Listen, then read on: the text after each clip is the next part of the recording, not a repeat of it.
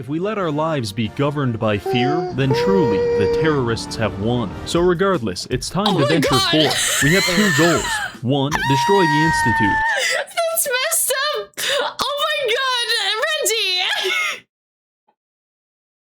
Reggie! Don't let them win! We're stronger than this!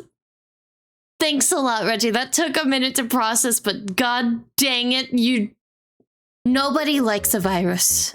And this one is the worst one anyone could ever cook up. Reggie is back again with Fallout 4, but instead of nukes, everything is infected with a horrible virus. One that turns them into a car. Not the people, their possessions. To some, this is a dream come true. Until their PC morphs into a Pontiac Aztek.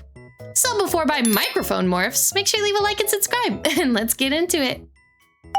The year is 2077, and the American government has just finished research on the forced evolution virus. This pathogen is single-handedly responsible for transforming people into Slavs. Shortly after, the world was plunged into nuclear winter. Coincidence? I think not. It was definitely a bad time to be alive, but our timeline is even worse, because in this world, the virus doesn't evolve things into super mutants. What's it do? It evolves them into cars, meaning that every single household item is now a car. Grandma's radio, car. Collection of coffee mugs, car. Your infant son? It's too late for him, I'm afraid. Even the very bullets inside of your gun? Also cars. Simply put, 75% of the game assets have been replaced by cars, and society is not coping with it very well. These motor vehicles may seem innocuous, but they're actually ambush predators, and trust me, they will not hesitate to put you down. There's only one man who could hope to restore order to this world. Of course, I'm talking about Igor Bogdanov, because today we'll be playing as one half of the titular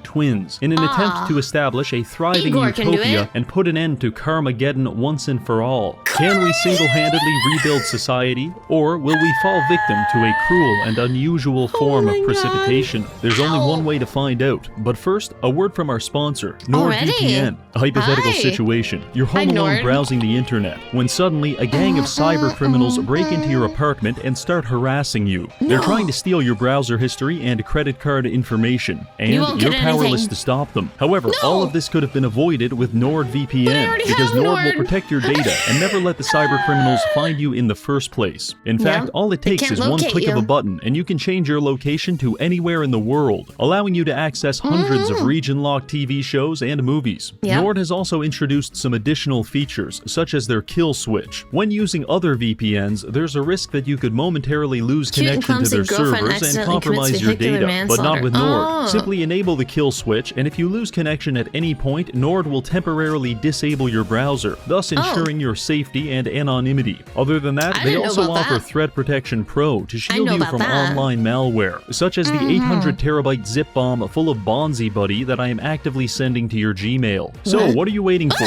Go to nordvpn.com/ReggieGames to try Nord. For a limited time, they'll even give you 4 extra months of protection and a Saley eSIM with up to 20 gigabytes. This will help you stay connected to the internet at home or abroad through affordable data packages, thus allowing you to avoid expensive roaming charges. Trust me, it's a small price to pay for your personal safety. Thank you, NordVPN. Now back to the video. The nightmare begins in the character creation screen, because as I'm carefully sculpting myself to look like my body has received a face transplant. He's looking like Sid the Sloth. I like Sid the Sloth, but he is looking like someone put the Chad filter on Sid. Oh no. He's mewing. Because as I'm carefully sculpting myself to look like my body has received a face transplant that it is violently rejecting, I can already hear a symphony of collision sounds emanating from the hallway. Upon further inspection, I open the closet to find 3 mid-sized sedans vibrating violently. Other than that, everything is normal. I have a wife, child, and a robot who I have appointed to raise my son, because I am an emotionally distant father with no sense of empathy. No, not at all. Then, suddenly, a broadcast comes on the TV. This entire area is about to be vaporized by nuclear weapons, so obviously I escape out the front door, making sure to lock my wife and child in behind me before sprinting down the street in the wrong direction. I turn around, dodging and weaving my way through a series of cars as I race toward the fallout. He's already off to like a terrible start. He's like, oh no, we're gonna be atomized by a nuclear bomb. Runs towards it. Do you have something you would like to share with the class? Are you feeling lonely? Do you need a hug? Everybody could use a hug, I feel. Turn around, dodging and weaving my way through a series of cars as I race toward the fallout shelter. Many good people are left behind. Yep. I do not care. And despite Mr. Russell's best efforts, I'm the first one to make it to the elevator. Yep. I look behind me to see that my wife and child are trapped on the rear bumper of a Chevy Plymouth. Pay attention to the helicopter landing in the background, because it lands directly on top of a car, crushing it and setting off a chain reaction of explosions which killed the entire neighborhood. I was hoping that was just bad luck, but this pilot is nothing if not consistent. Eventually, I figure out the best approach is to just hide behind this container crate, wait for the cars to explode, then everyone makes their way to the elevator and we're in. Oh, they made it! We're lowered into Vault 111, where, unfortunately, the car virus has already spread. I follow a sex offender to the decontamination pods, only to be tricked into cryosleep. I escape the pod 200 years later, where I am immediately greeted by the cold, hard steel of a wheel hub assembly. Some things never change. Sedan. My wife still looks tired, so I decide to let her sleep in. The vault is now overrun with cars, some of which I'm able to sneak past, but most of the time I can't, and I have to punch my way through them until they explode. I'm curious if the cars are stopping important cutscenes from playing, or if the NPCs enter like an immunity mode mid cutscene and they just walk through them. That would be handy. That would be very handy, but I'm not sure if they do that. Some games they do, because they just... It's a cutscene, it has to happen, so they make them immune, blah, blah, blah. You can't do anything. But I don't know. I've played a couple hours of Fallout 4. I've never properly finished the game. I like to live vicariously through others. Too much of a long commitment game for me. But most of the time I can't, and I have to punch my way through them until they explode. On more than one occasion, I have broken both of my arms doing this. Luckily, the cars are packed so tightly that detonating one will typically initiate a chain reaction that clears out the entire vault. Good. Spring cleaning! Good news for us, bad news for the rad roaches. After a few more explosions, I make my way to the exit and ride the elevator up. We finally made it outside, where I bear witness to several cars majestically sailing through the skies. My neighborhood has been hit hard by the car virus, but this is nothing. Over the horizon, I see the Red Rocket truck stop spewing cars into the atmosphere like some kind of volcano. You may look at this and think, what's the big deal, Reggie? It's just some cars. Well, I'll tell you, not only do I have to contend with the ever-present danger of a car falling from the heavens and pulverizing me, but thanks to a bug in the game, if I brush up against a car in the wrong way, there's about a 50% chance it'll just kill me. This happened about a dozen times in the first hour of playing. But if we let our lives be governed by fear, then truly, the terrorists have won. So regardless, it's time to venture forth. We have two goals. One, destroy the Institute. That's messed up! Oh my god, Reggie! Don't let them win! We're stronger than this! Thanks a lot, Reggie. That took a minute to process, but god dang it,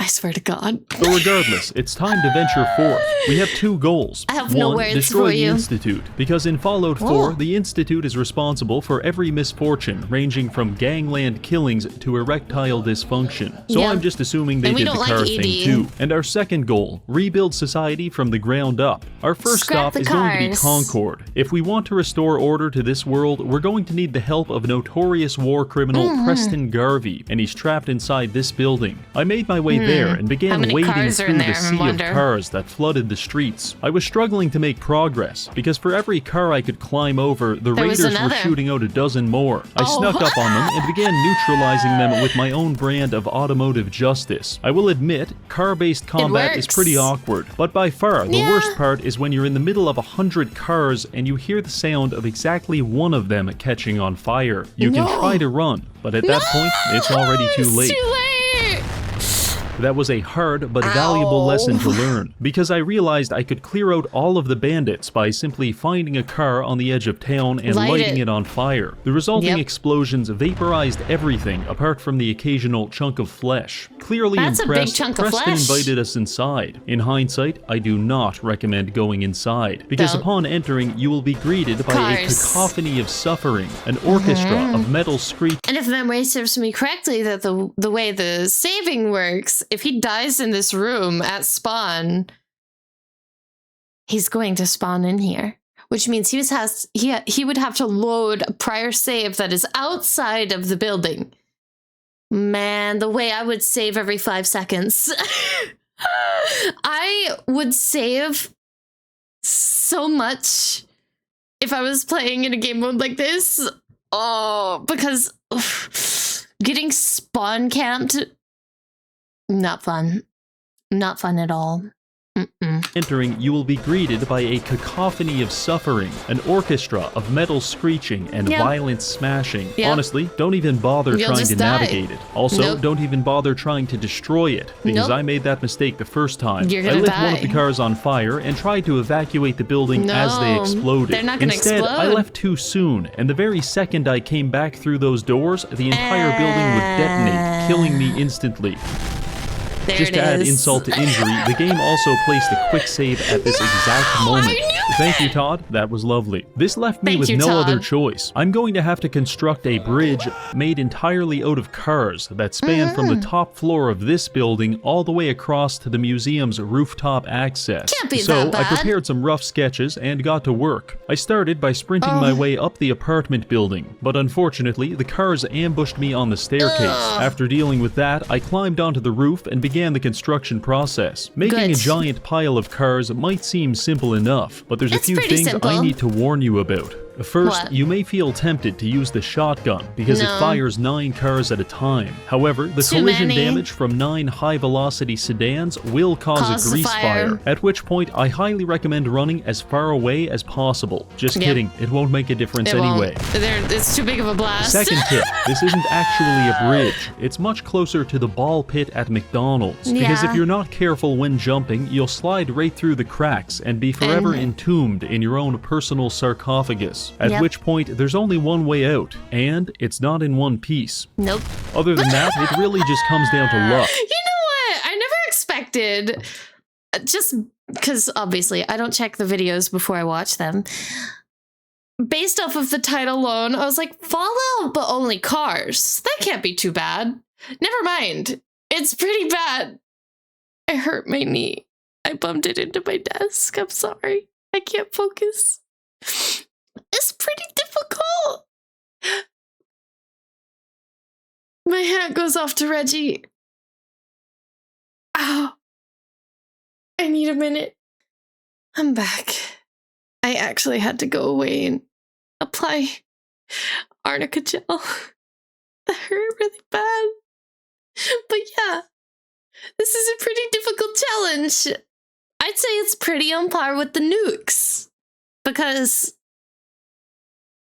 yeah, the only way to get rid of the cars is to explode all of them. And it definitely causes a big explosion. Oh, and it's not in one piece. Nope. Other than that, it really just comes down to luck. In my case, it took about 30 minutes and 97 cars for me to finally make it across. Several days later, I found out you can actually just jump to the roof from this nearby church. It was a bad day in the Reginald household when I came to that realization. Anyway, I entered the 3rd floor of the museum, only to realize that the cars were literally stacked up to the ceiling. I somehow managed to navigate this automotive hellscape and make it to Preston, but he refused to open the door until I had personally killed all of the bandits. What a dick. My plan for killing them was to get in this suit of power armor, find a relatively safe corner, and then light a car on fire and pray for survival. Much to my surprise, this actually worked.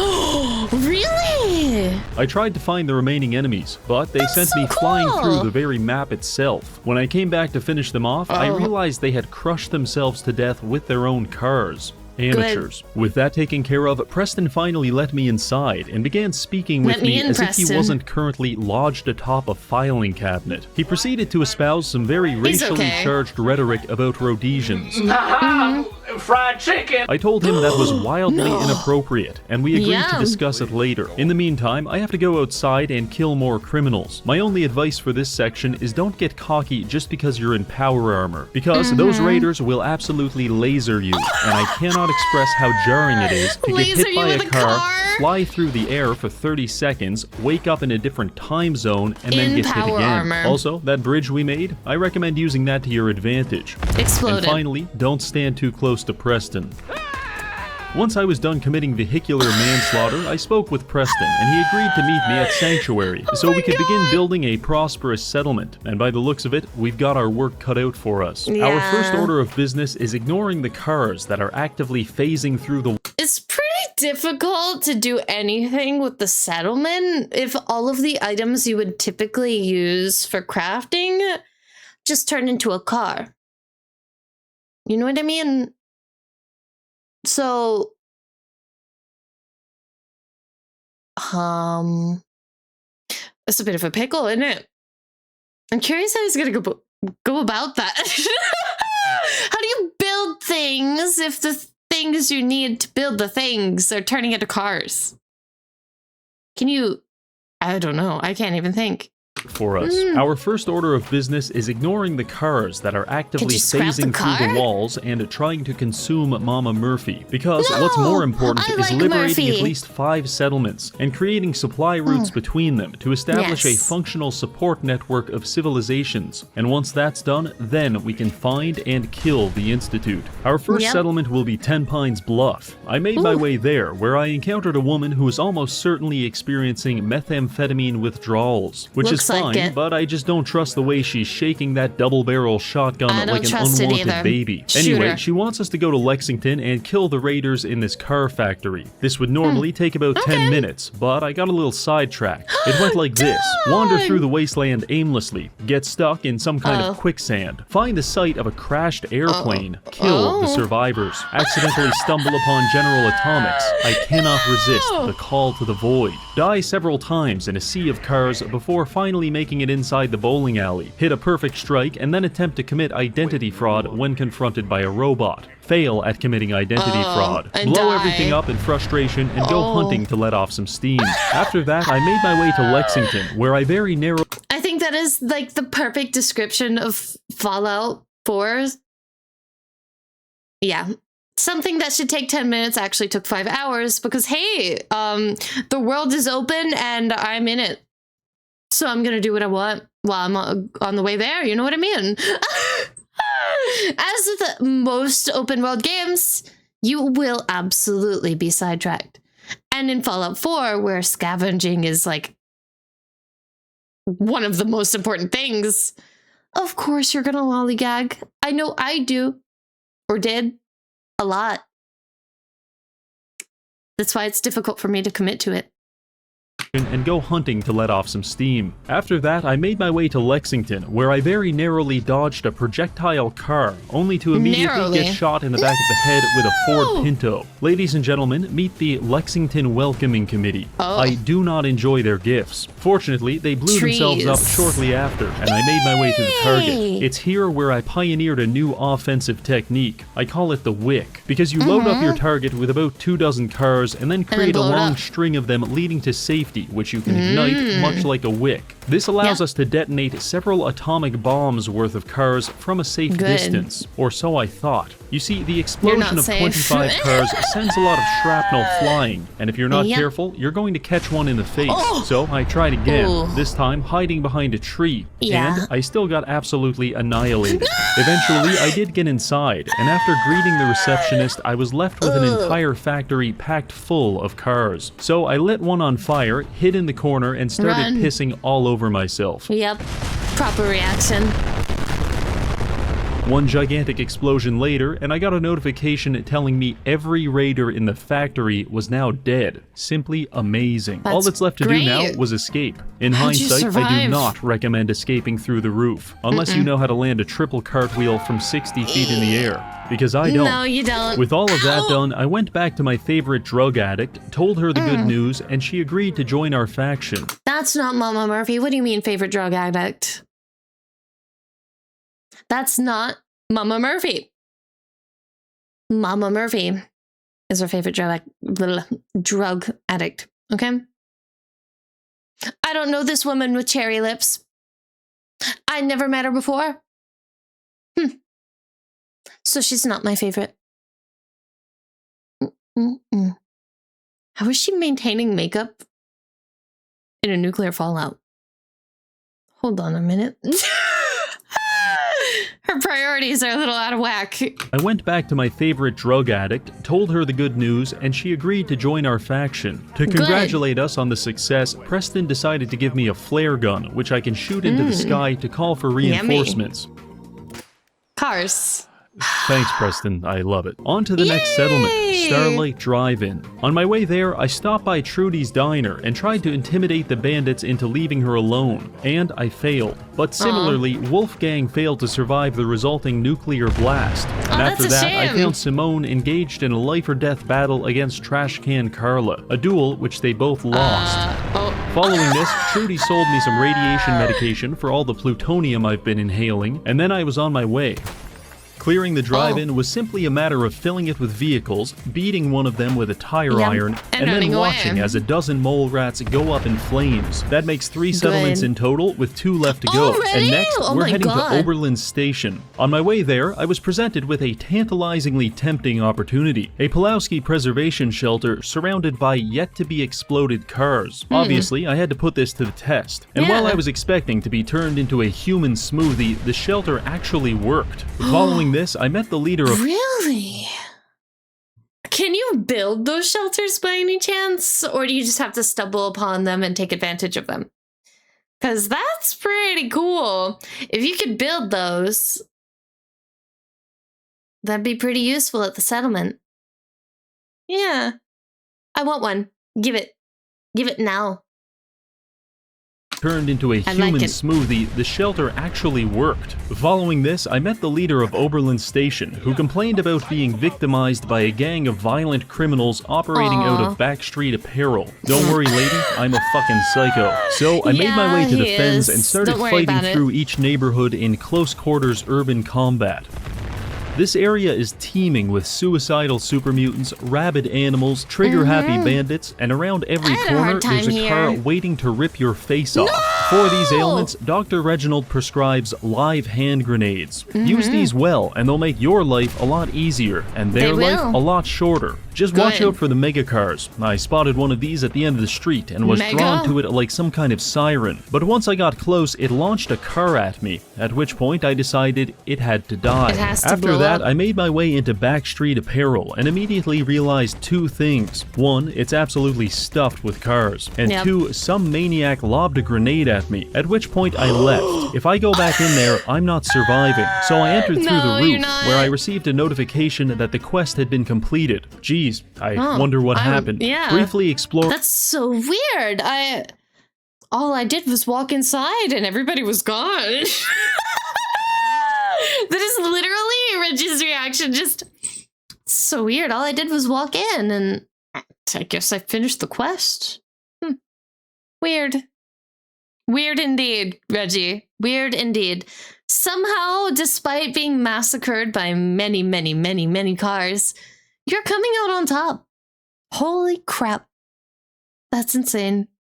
That the quest had been completed. Geez, I wonder what happened. Briefly exploring the building, I sifted through a medley of human body parts. Some died in their sleep, others hard at work. The only known survivor was a singular teddy bear on the toilet. The mission is complete, but since I was in the area, I thought I'd stop by Diamond City to see how it was coping with the whole carpocalypse thing. It's not doing well. I approached Piper, but felt extremely uneasy about the car dangling over her head. My suspicions were confirmed when it smashed my skull into a million pieces. After respawning, I can confirm that this car in specific deadly is an car. absolute bastard. When I did eventually get inside, things weren't looking so good. The cars were blocking access to several homes and storefronts, and at least a dozen people appeared to be homeless as a result. Also, within minutes of being here, I witnessed a man pull a gun on his own brother before security guards blew his head off with a car. This place has gone to hell, so I promptly left. And that's a pretty hard thing to work around, because once the NPCs die and they're important NPC, there's no bringing them back. And you're going to be charged for that crime. So, what do you do when an important NPC dies, other than save scum? Is there anything you can do aside from save scum? Or am I crazy and may or may not have possibly forgot that important NPCs are invincible? I don't think they are, but it's been a long time since I played. And I also don't know if Reggie has like a mod to make them unkillable or something like that. Guards blew his head off with a car. This place has gone to hell, so I promptly left, only to be crushed by automotive precipitation within seconds of leaving. No. But it's not all bad, because while I was there, I pawned my wedding ring to a Spanish man in exchange for a long-range scope on my rifle and a silencer for my pistol. Now my enemies will never know what hit them. With that, I decided to head back to Preston for our final mission, and my transit was accelerated substantially when I made the mistake of jumping on this pile of cars and getting launched into a ditch 300 feet away. Following this, I spoke with Preston, and he assigned me to help Nordhagen Beach. On my way there, I encountered several things. One of them, a junkyard full of cars that I can't blow up. Terrifying. For some reason, I felt a deep personal need to conquer this area in specific, so I tried. Do it. This was a mistake, because I spent the next 30 minutes dying, being lit on fire, or my personal favorite, being chased through the woods by a suicide bomber, accidentally blinding myself, and then getting attacked by a black bear that I can't even see. After much suffering, I did manage to clear out 99% of the junkyard. The only survivor was a singular super mutant wielding a wooden 2x4. I used this as an opportunity to bully him extensively until I got bored, lodged him in some construction equipment, and meleeed his foot until he died. Abusing him in this way channeled some feeling similar to melting an ant with a magnifying glass. And personally, I liked it a lot. After this, I came across a robot racetrack where these bandits are betting money on which robot is going to win. Very exciting. Possibly more exciting is that I snuck upstairs, hacked into this computer, and found out there's a button to detonate all of the contestants. The level of free will that I didn't have in this moment was possibly akin to demonic possession, because I could not stop myself from pressing that button. The bandits did not appreciate. Are you sure it was possession and not, I don't know, just your natural state of being? I mean, you just admitted to the feeling, to liking the feeling of burning ants with a microscope or magnifying glass. Apologies. What's to say you didn't thoroughly simply enjoy this? I don't think that's demonic possession, my guy. Reggie, I think that's just you. And that's okay. Don't blame it on the demons. They can make you do much worse things. Don't pin this on them. This is your sin to bear. Possession, because I could not stop myself from pressing that button. The bandits did not appreciate this. How do I know that? Well, there's only so many ways to interpret being lit on fire, shot with an automatic rifle, and drown in the ocean. So, I took that as my cue to leave, so I proceed to the beach, where this woman tells me about feral ghouls stealing and eating her children. And while I respect the hustle, I need to put them down. A lot of kids. Arriving at the ghouls' hideout, I go inside, and what do you know? It's full of cars. So full, in fact, that I can't even stand at the front door without the cars crushing every bone in my body. The desperation I felt in this moment drove me to pioneer a new car-clearing technique. I lit a car on fire and counted how long it took to explode. Then, using that information, I went inside, ignited a car, and perfectly timed my exit just as the whole building went nuclear. After that, I took a few deep breaths and went back in. It worked like a charm. In fact, not only is That's the really quest smart. complete, but it's literally raining body parts inside. With that finished, we've got 5 settlements under our control, and Preston wants us to go reclaim the Minutemen Castle and declare that our capital city. So I began making my way there, and a few things happened along the way. For example, I encountered a Reggie. demented man eating imaginary noodles out of an empty bowl. I briefly considered euthanizing him on the spot, but I decided to Let him speak be with him happy. first. This was when I realized just how bad his mental disorder was, because What's wrong he's with from him? Boston. But no, that means you're smart, super smart. He's trying to sell me a credit card and won't take no for an answer. After I call him a con artist, he drops the hard R on me. Retard. Well, Parker Quinn, I might be How dare he. retarded, but at least I'm not retarded enough to eat ramen noodles. He's like, you know what?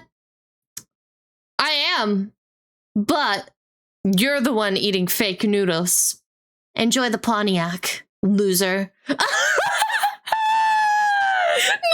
Well, Parker Quinn, I might be retarded, but It's at a least I'm not tit-for-tat kinda retarded enough world. to eat ramen noodles in the middle of 4 flaming cars. After they exploded, I searched his body. This chaotic lunatic didn't even have a credit card in the first place. Aw, man. After that, I He's met a up with the scammer. Minutemen outside the castle, where we were immediately beset by Mirelurks. It was Ew. at this moment I learned that AI are not to be trusted with automatic rifles, because they'll either crush themselves in a vehicular avalanche or accidentally shoot you into the nearest brick wall. After Accidentally dispatching or the on crabs, our purpose? assault on the castle began, and I spent the next 10 minutes running around killing Mirelurks and dodging drunk drivers in my underwear, which was great, but my teammates were quickly saturating the entire castle with cars, meaning that every 30 seconds my screen would turn black White. and I'd have a 50% chance of dying, and that chance Eek. increased exponentially when the Queen Mirelurk decided to show up. She was spitting acid and generally giving off bad vibes. So me Yeah, and the boys bad started vibe. lighting her up, and just as I was about to throw a grenade and turn this whole place into a fish market, a soft shell crab punched me 40 feet into the ocean. This knocked me out and left me drifting through a sea of aqueous feces. But eventually I came to my senses, tossed a frag, and it was all over. Nice. You know what? Maybe playing this version of Fallout 4 is the new meta. The only difficulties I'm seeing is being attacked by cars, but if you can work around that, the world's your oyster. And everything becomes easy. I like it. Maybe one day I'll return to Fallout 4, specifically for this. Maybe. That's a very hard maybe. Tossed a frag, Oh my and it was God. all over. Based. To celebrate, Preston decided to give the world's most poorly timed speech next to a few flaming cars. Yeah. In case you're wondering, there were no survivors. After No. that, I spoke with a dirt-encrusted woman who appears to have spent the That's a last 8 woman? months face down in the mud. And instead of asking us for a shower, she wants to go into the Minutemen tunnels, fight our way to the armory, and build an artillery emplacement. Oh, So but it's we probably did. full Long of story cars. short, I found a decapitated alcoholic, stole his clothes, killed an angry robot, and built this. Very nice. After that, Nice. Ronnie gave us some smoke grenades and told us to call in an artillery strike with them. I gave it my best shot, only to find out that even the smoke grenades are cars. Oh, no. In this moment, a wave of existential dread washed over You're not me gonna be as I able to realized do I'm it. basically King Midas, but for cars instead of gold. Regardless, we've got 6 settlements and we're doing pretty good for ourselves. Now I know you're thinking, so what, Reggie? You've got a handful of impoverished shanty towns paying you protection money. You're basically a Yeah. slumlord. To that, I say yes. That's okay. And we're going to need to take it even further. Because I have a Good. grand vision for how I want to reshape society, and it's going to require more than a little fascist dictatorship. So Yep. let's get to work. The first thing the wasteland's going to need is clean drinking water. So I converted we're gonna Nordhagen make Beach that. into an industrial desalination plant. With this, we can produce dozens of purified water every day and sell it to the Commonwealth for exorbitantly high prices. Because you're the also, only this ones is with clean completely water. autonomous, which means I have no financial incentive to provide any quality of life to the 2 settlers which I have trapped inside. From Good. here, I went to 10 Pines Bluff and established a carrot farming operation. You may notice I encased the entire settlement in a thick layer of concrete. That's for added protection, and also because I don't believe in photosynthesis. Oberlin Station. You don't always need the sun. You can just create your own light. In this case, it's the light of Allah. The light of Allah being multiple cars setting off nuclear levels of explosions. It's disgusting, Reggie. The way he goes about these things, I will always question them. How do you just casually come up with these ideas? How? I've never, ever thought at all this way. Is that a good thing or a bad thing? I don't know. That's for added protection, and also because I don't believe in photosynthesis. Oberlin Station is another one of my carrot farms. However, I ran out of concrete, so the life cycle of these settlers is pulling carrots out of the ground until a raider shows up and blows their head off. Meanwhile, I converted the Starlight Drive-In into a Brahmin ranch. By placing several large cages, we can catch Brahmin and then use their feces as fertilizer for the other farms. We can also use a similar technique to capture humans. By labeling our cages with free we can compel raiders to wander inside, at which point they become our hostages. The remarkable efficacy of this tactic leads me to believe raiders possess the approximate intelligence of a lobster. Finally, Sanctuary was converted into a penal colony to punish settlers that didn't meet their productivity quotas. All of the inhabitants were forced to sleep in an unlit metal warehouse, which could only be opened from the outside, meaning that if I forgot about them for a few days, they'd have to start harvesting each other's body hair for nutrition. On the occasion where I would show up and let them out, they'd be assigned to one of many workstations. For example, Preston and Mama Murphy were usually working the wheat fields. Doesn't sound too bad, until you realize I'm pelting them with automated paintball guns for the entirety of their 18-hour shift. While the paintball fields aren't great, things could be much worse, because you could be stuck in the pillory, where I use a softball pitching machine to lob empty beer bottles at you until the sun goes down. This burns through a lot of bottles, so I typically spend my entire day here drinking whiskey and pissing myself. In my drunken stupor, I also experimented with the idea of a gladiatorial arena where settlers could fight to the death for my amusement. It didn't take long for me to realize why this was a bad idea. For lesser offenses, I also have a humiliation station where I strip you down to your underwear and fire all of your personal belongings out of a comically large mortar. For everyone else, they're assigned to stationary bicycles that provide power to the entire settlement. Also, I can literally program the bikes to shock their testicles if the settler isn't pedaling fast enough. Oh. Are these modded items? Or are these in the base game? Please tell me that these are modded items. Because what? That's terrible. I'm so glad I'm not a man existing in the Fallout universe, because what do you mean? Oh god. Literally program the bikes to shock their testicles if the settler isn't pedaling fast enough. You gotta go faster, man. And yes, this can kill them. Honestly, this is the beating heart of my whole faction, and I shouldn't even call it a penal colony, because they're free to leave whenever they want. They just have to make it past the gauntlet, a series of rotary blades that will not hesitate to put you down. You see, here in my factories, the worker does not own the product of their labor. In fact, they're not even entitled to the sweat of their brow, because that belongs to the desalination plant. Instead, they are afforded the privilege of living in a car-free society, and I think that makes it all worth it. Now you may be wondering why I chose to farm these things specifically, and I'll tell you. It's because at the castle, I have created the largest macaroni and cheese factory in the entire world, a title which is substantially easier to hold in the post-apocalypse. By using the carrots, wheat, and purified water from my settlements, in addition to plastic waste that I've pulled out of the harbor, I've been able to build and operate 8 full-time food processors, which are churning out Blamco mac and cheese around the clock. Now come here, I want want to play a little game with you. That's a lot when of you money. look at this fully automated factory equipped with vacuum hoppers, logic circuits, and a laser tripwire sorting system, scare all me. powered by a fusion reactor, which of these things do you think I had to get from a mod? Well, I'll tell you. It was none. the goddamn upward conveyor belt. That's Oh. right. Todd sold us a factory building DLC without any upward conveyor belts, which is made even worse by the fact that he did give us downward conveyor belts. 16 What? times the detail. He can't keep getting away with this. How did Anyway, he- according to my calculations, I have no idea how much macaroni and cheese I'm making, but my best No? approximation is about 69,120 boxes every single Funny day. number. I can then take this abundance of delicious and non-perishable food and distribute it to the Commonwealth, raising thousands out of famine and ending countless food-related conflicts. Or at least, that's He's a what you'd good believe man. if you were a federal agent. Because the reality of the situation is this whole thing is just one big cover story. In fact, what? deep within these tunnels is an insane man cooking methamphetamine in his underwear. It's me.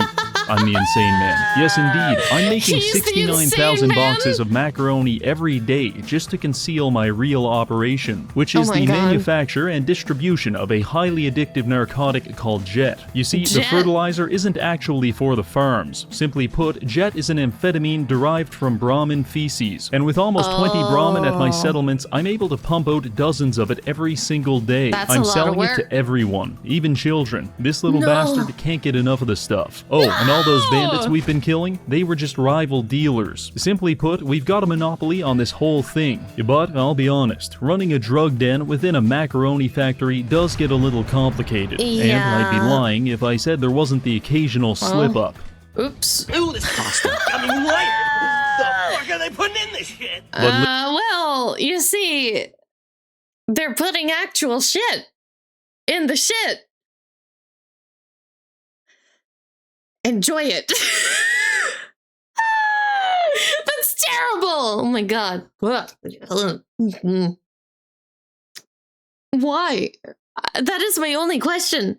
Why? Is it just for the money? I mean, it's always just for the money, but what could you possibly need all of that money for? He's got a monopoly on everything in every area. What does he want? What could this man possibly want? I have no idea. Ooh, this Pasta. got me wired. This The fuck pasta are they is putting in this shit? odd. But listen, this little Yeah. secret stays between you and me. Because Yep. while I could be making millions selling pasta and purified water to the masses, I actively Mm-hmm. prefer making thousands by creating the next crack epidemic. So, I with see all of that that. out of the way, I think it's clear that we've rebuilt a functional and prosperous car-free society. And I, for one, Mm-hmm. am filled with confidence when I consider our prospects for the future. The only thing left Good. to do now is to destroy the source of the cars, which is the Institute. It's going to be a lot of Good. work, so let's try to I get through believe in this you. as quickly as possible. At the start of the game, I allowed the Institute to steal my son Sean, because now I've got a man on the inside. All I need to do is find him. I went back to That's Diamond one way City to to look at hire a it. private detective named Nick, but he himself is also missing. His secretary asks us to find him, so obviously I He's- extort her for money. Yeah. I do have 125 caps. More money. Take it. Fine. We'll make it 150. Even more money. More. Okay, you win. Wow. 200 caps is all I have. Okay, that'll do. Let's go get him. Yeah. From here, I very That carefully works. exited Diamond City I hate it here. I hate it here. and began my search, during which I stumbled into a building He called loves the it. Combat Zone. I know the name sounds Ooh. bad, but the house rules clearly state no combat outside the cave, No fighting so I out assumed I would be kids. safe. This assumption was very quickly proven wrong when I was shot into a door and beaten with pool cues. However, Oh. karma comes quickly for rule breakers, and the entire building exploded shortly after. I got up, Good. made my way into the cage, spoke with a burn victim, not sure if he looked like that before the explosion, and then he No, I don't gifted me know. an indentured servant named Kate. I know that sounds like a Oh. good deal, but she's a violent Irish drug addict Oh, who will great. sexually harass you at every opportunity. I took Kate to a nearby lake with the intention of drowning her, but instead I stumbled upon a sea monster named Swan. He's submerged Swan? underwater, and if you disturb him, he will beat you to death with an anchor. So instead, I began carefully and deliberately distributing cars all over the area. Blow 'em After up. about 30, I heard him wake up, so I tossed Good a grenade and ran away morning, with all 7 of my princess. frames.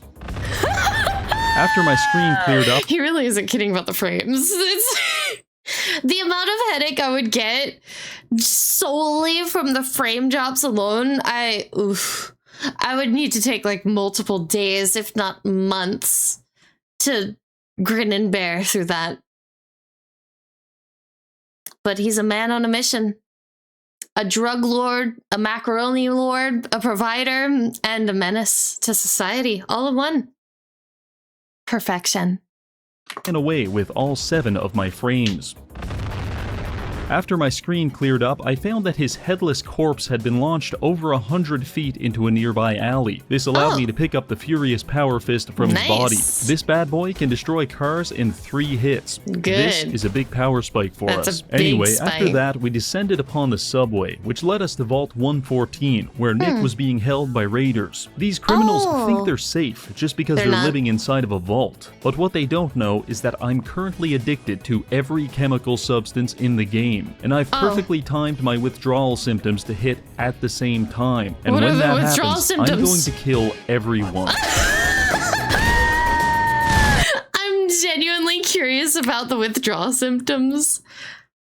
Because I've never obviously put myself in a position to be addicted to anything in any game. Because that's just not something I do. But like, what happens to the character? Do you just become like this immobile thing or an extremely violent, uncontrollable being? That's a terrible thought. What happens, I'm going to kill everyone.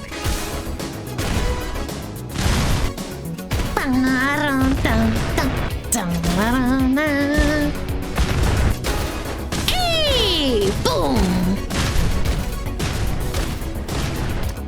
Nice, Reggie. There is a temptation to feel guilty about the fact that 95% of my victims can't even be identified through dental records, but they should have thought about that before being born. After the killing spree, we found Nick and began our escape, but our progress came to a grinding halt when Nick became hyper-fixated on this specific laundry room. He just stood there for hours, and nothing I could do could get him to leave. Eventually, I realized I could move him around by punching him in the face, and so began the hour-long journey of punching Nick all the way to the objective. But you've got to be careful, because even though he has about 150 concussions by this point, he will not hesitate to jump up and start running back to the washing machine if you let him. So stay vigilant and keep swinging. Eventually, I got him to the objective, and we were just about to escape when we were confronted by Skinny Malone and his thugs. Fortunately, I was able to weaponize my status as a terminally online man to red pill Skinny into believing that his girlfriend was just using him for his money. This revelation made him feel so dejected that he didn't even want to fight us. The one condition is that we only have 10 seconds to leave. But Nick is currently fighting and losing a battle against a 1955 Lincoln Indianapolis. So he couldn't escape, and they got pissed.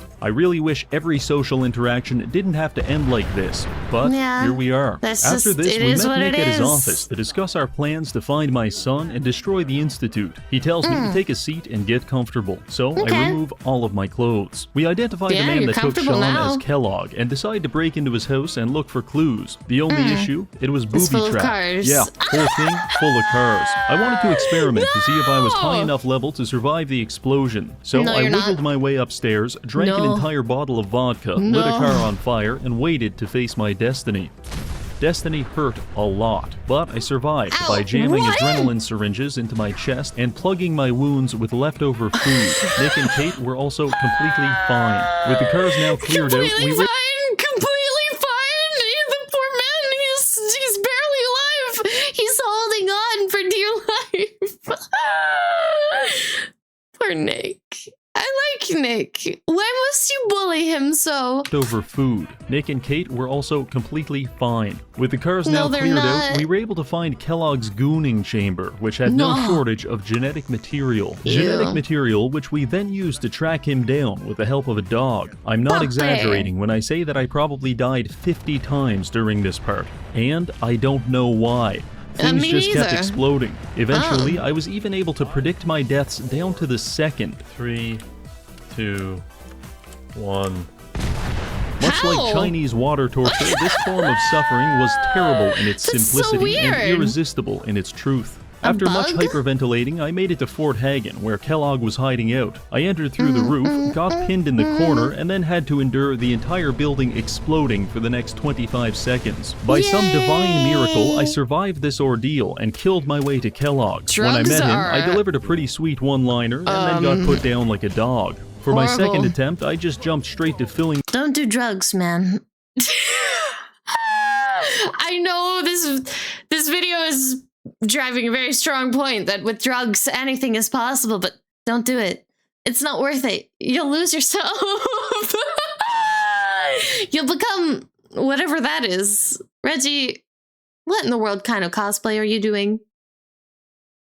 One-liner and then got put down like a dog. For my second attempt, I just jumped straight to filling the entire room with cars and blowing it up. I have yet to find a more effective combat technique than this. After this, it was back to Nick's to discuss what happened. Kellogg didn't give us any information on account of the incident, but Nick tells me there's a voodoo shaman that can read people's minds, which is convenient because I just so happened to scoop up a fistful of Kellogg's brain matter back at Fort Hagen. So we make our way to Good Neighbor to meet the doctor. Within 60 seconds of arriving, a man extorts me for protection money and is immediately stabbed to death. Looks like someone wasn't paying their protection fees. After that, I head to the memory den, where I am victimized by a car half a dozen times. I cannot properly express the anxiety I now experience when entering buildings. But if you can imagine that behind every door, cabinet, and cupboard in your house, a car is waiting to kill you, then you are approximating the surrealist hell that is my reality. Eventually, I made it past the cars and met Dr. Amelia, who offers to put me inside of Kellogg's memories to try and find the location of the Institute. So I agree, and dear God, there's cars even in the memories. I spend some time rooting through Kellogg's psyche, where I learn that he's so violent because his father didn't breastfeed him enough as a child. I also learn that there's an escaped scientist from the Institute, and if I find him, he can tell us how to get in. His name is Virgil, and he's hiding out in a sea of radioactivity. So I very carefully navigated my... I think this is around where I kind of stopped playing the game. I found the guy that you go to in the wasteland with all the radiation and in his little cave hole thing, and that was like where I left off. So if Reggie goes past this point, it will all be new information for me. And I'm okay with that. This is consented, okay? Consented spoiler. And he's hiding out in a sea of radioactivity. So I very carefully navigated my way to the nearest clothing store, making sure to die several times in the process. After which, I bought myself a hazmat suit. This should mitigate the radiation from the glowing sea. On our way there, I observed the arrival of the Brotherhood of Steel. They've got all kinds of helicopters flying around, but they're not coping very well with the local anti-air defenses. Anyway, I arrived at the glowing sea and equipped my suit, giving me near 100% radiation immunity. Kate, on the other hand, well, she's pushing the theory of radiation hormesis to its upper limits. Literally, Kate is me. I did not have a hazmat suit. I just straight up raw dogged it. Because I didn't know there was a hazmat suit, man. I'm never going to defeat the women's stereotype that we just play games on hard mode because either we're completely oblivious or stupid. And I'm a mix of both. I'm never going to beat the stereotype because I am the stereotype. I'm living, breathing proof of it. It's terrible. It's a sad life to live. Does that make me more or less of a gamer? I don't know. On the other hand, well, she's pushing the theory of radiation hormesis to its upper limits. Honestly, once you get past the prostate cancer, the glowing sea isn't too bad. It's not that I fought a bad, few things, realized the utility of a double-barrel shotgun, and then absolutely humiliated this death claw. Proceeding a little further led us to the Children of Adam. They're basically a cult that worships radioactivity, but despite all of their brain tumors, they were actually quite helpful. They told me that Virgil is holed up in a cave down the road. To reward them for their cooperation, I decided to release the radioactivity trapped inside of these cars by blowing up their entire settlement. I know, it's a thoughtful gift. This detonation left only Brother Ward and Brother Foster to repopulate the entire settlement. And Foster doesn't seem to be handling the news well. I make my way to Virgil's edging cave, where I find him so backed up that he's literally changing colors. He agrees to help us, but says the only way to get into the Institute is by teleporter, and we're going to need a transmitter chip from inside a courser's skull to design one. Luckily, I knew exactly where to find this, so I made my way to Green Tech Genetics, a building which could not for the life of it stop exploding. After I waited that out, I shotgunned my way through a couple of gunners and arrived at the courser just in time to witness him execute a man at point-blank range with a Ford Ranchero. So I made my way up there and introduced myself. Are you here for dissent? Fuck you. The courser turned invisible, as if any part of my plan actually involved being able to see him. Nah, 14 car explosions later, I had his brain in my hand. The only people that are capable of decoding this brain chip are the Railroad, a highly secretive society of anti-Institute resistance fighters. So clandestine is their operation that the only way to find them is following a bright red line on the ground for 10 minutes and then entering Railroad as the password to their base. Holy shit. Anyway, I met with the Railroad and started lying to them immediately, because why else would I be playing a charisma build? They agreed to help and introduced me to a clearly neurodivergent man. Here's a very solid point. If you're running on a charisma build and you're not lying to everyone, why? Why be on a charisma build at all? You have all there is. Use it. Because it's funny. Use it because it's funny. You literally don't need any other reason at all.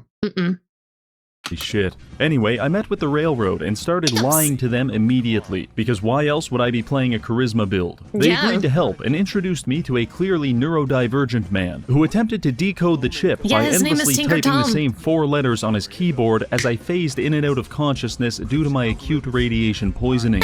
Stunningly, this worked, and we now have all the information needed to design a teleporter. For some reason, I trusted Virgil to do this, despite him being a biologist and not an engineer. I don't know if you're aware, but that's like hiring a plumber to do your heart surgery. Anyway, in the spirit of making bad decisions, I took Virgil's teleporter schematics to Sturgis to build it, despite the fact that I have personally witnessed him hammering a wall with no nails for over an hour. If that wasn't bad enough, he came back and told me we could build this space-age teleporter using the random garbage lying around our slums. So I did, but I have never felt less confident about something in my entire life. Regardless, he flipped the switch and teleported me into the Institute, where I then took the world's slowest elevator downstairs to find my son Sean, who, for some reason, is scared of the naked man smelling of vodka with a bloody power fist, because he's claiming that I'm not his father. Wait a second.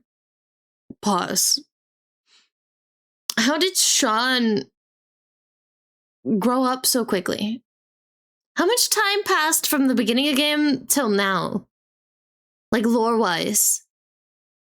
I thought you were gonna find him still as a baby.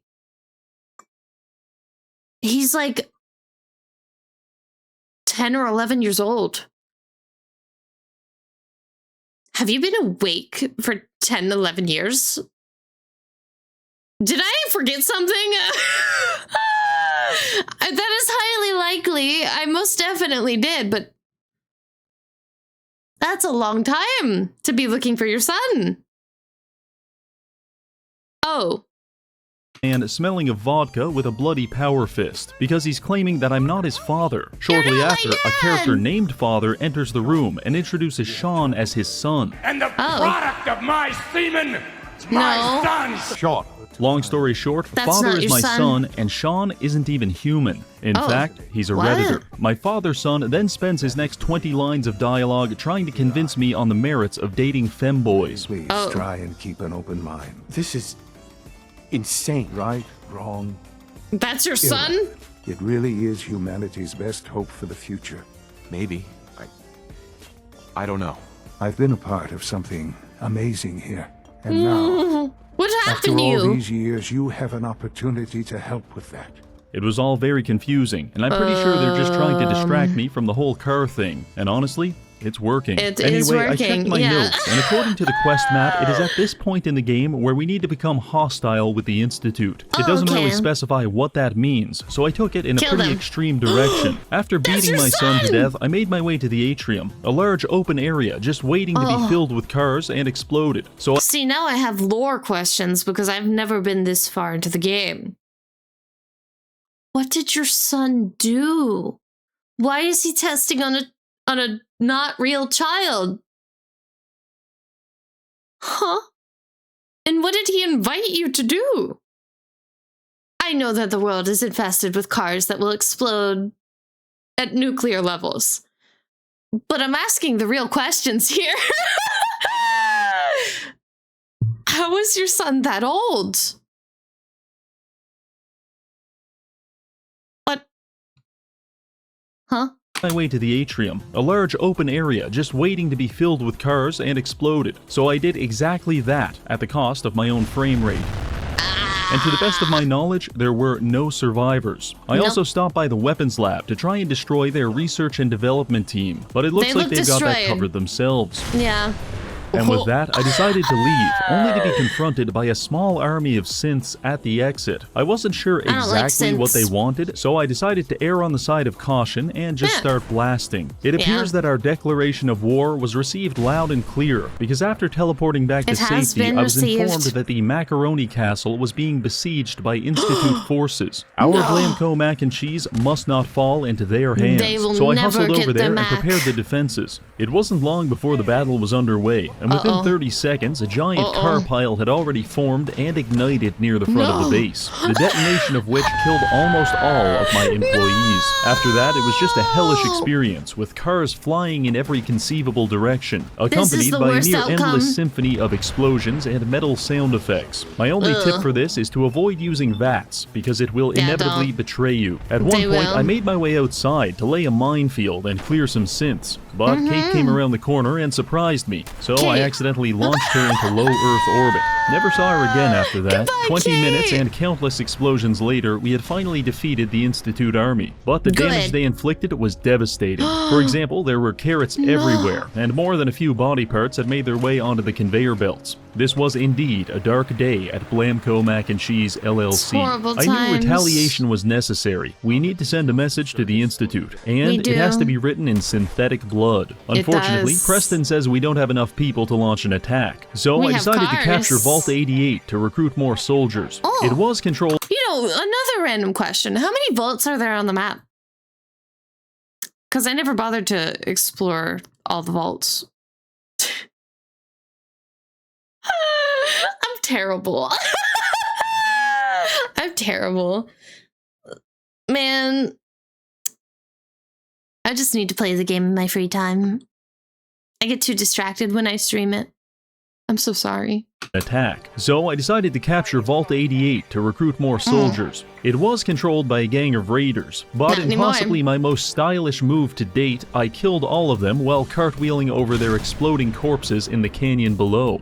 This miraculous form of homicide had people lined up around the block wanting to join my army. So what's the plan? Well, Sturgis just casually mentions that he knows a sewer drainage pipe which we can use to infiltrate the Institute. So you're telling me that I waded through a radioactive sea, killed hundreds of people, built an entire teleporter out of spare cutlery and condom wrappers, and even spoke to a woman, when instead I could have just crawled through 1,200 yards of feces? Thanks a lot, Virgil. So I put on my hazmat suit and made my way to the sewer pipe. The Institute did attempt to block it with a car, as if I'm not some kind of expert at destroying them by this point. After battling my way past a bunch of guards, I'm back inside, and I hack into their computer, briefly play Galactic Control, accidentally shoot down a commercial airliner, and then teleport everyone to my coordinates. The plan is to fight our way to the reactor and place a bomb on it, which will cause this entire place to go up in flames. Pretty good idea, actually, but I'm not exactly filled with confidence when I look at my reinforcements. Before the fighting began, Preston asked me to give the Institute citizens a chance to evacuate, because apparently We're not here to commit mass murder.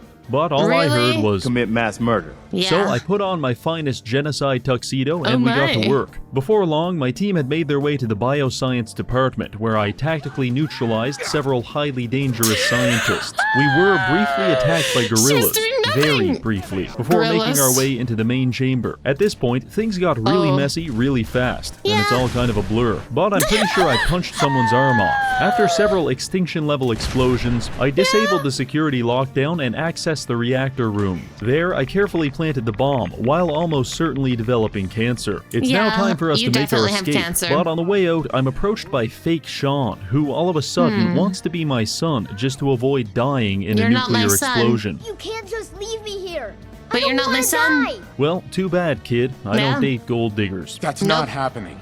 So we teleported out and I pressed the biggest and reddest button of them all, instantly vaporizing the Institute and destroying the source of the cars once and for all. It's finally over. Oh, and Preston did have a mental breakdown because I didn't evacuate the civilians, but he'll get over it. With the Institute destroyed and my colonies prospering, it's safe to say we've been very successful, and I believe success is something that's meant to be shared. Personally, I can't think of anyone more deserving than the fine people at Diamond City. They've helped me on numerous occasions, which is why I've decided to donate to them 100,000 boxes of Blamco mac and cheese. It is my hope that this will be received as a sign of goodwill that might bring our factions closer together. The only problem is that my factory doesn't process things while I'm away. Thanks a lot, Todd. So I went back to the castle, sat down in my finest chair, and left my PC running for the next 36 hours. By the time I returned, I had become a pasta god, and it is now time to reward my subjects. 36 hours?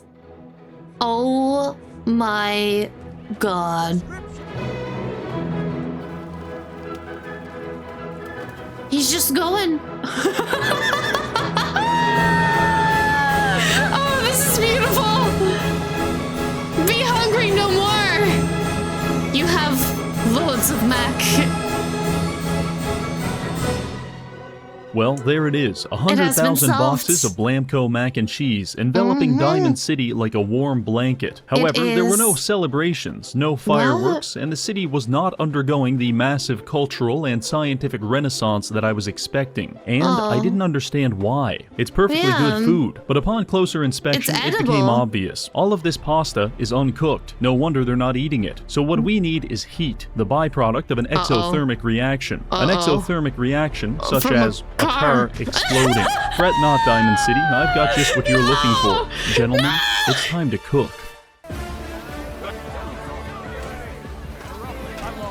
Oh. No, Reggie. Reggie, no, Reggie! Oh. This is for the people. The frames, they hurt. No! He saves the world from cars, but at what cost? When does the torture end? With their own death, I suppose. Sad, sad days. You should have cooked the pasta before dropping all of it. Sorry, Reggie. You dropped the ball on this one. Uh-oh. Also, why do they need cooked pasta? They can cook it themselves. They're not inept, I think. Well, that does it for this video. We've saved the world from an automotive apocalypse and ushered in an era of abundance and tranquility. Thank you to this month's patrons for supporting the channel, and finally, thank you for watching. Thank you, Reggie. Hey. Oh, I'm gonna miss the Fallout videos.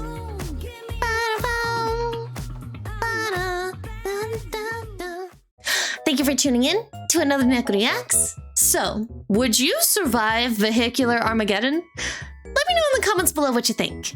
Until then, please leave a like, subscribe to the universe, and I'll see you in the next one. Matanya! Bye-bye! And thank you, channel members and yappers alike, for all the support.